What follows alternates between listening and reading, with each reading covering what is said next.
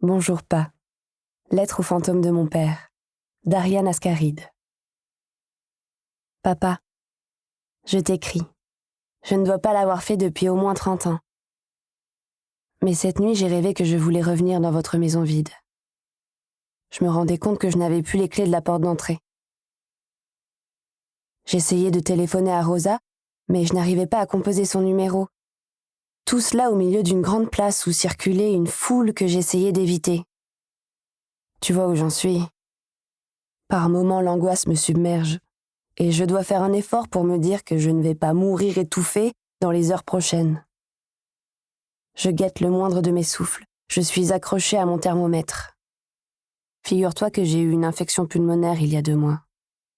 Du coup, tout le monde me dit de faire attention, et ça ajoute à mon stress. Papa, tu as bien fait de partir marcher sur les étoiles depuis longtemps.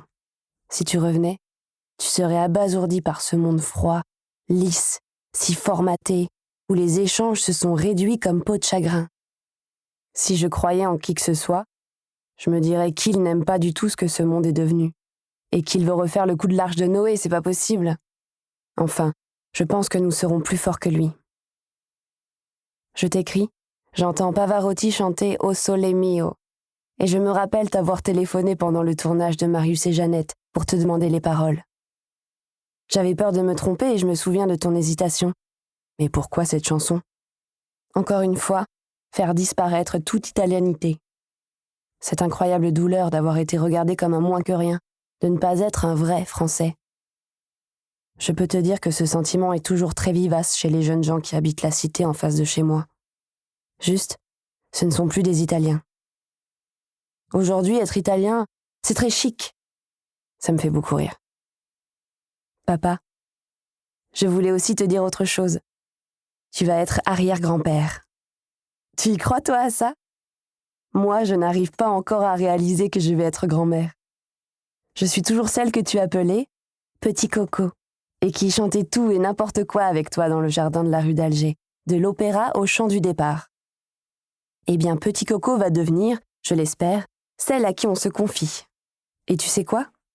Valentine, car c'est d'elle qu'il s'agit, va nous faire un petit garçon.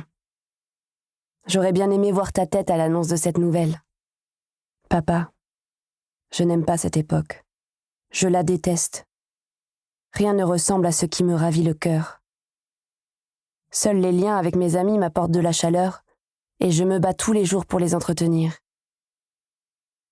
Je m'appelle Ariane. C'était ta volonté, et je soigne très jalousement les fils que j'ai tissés.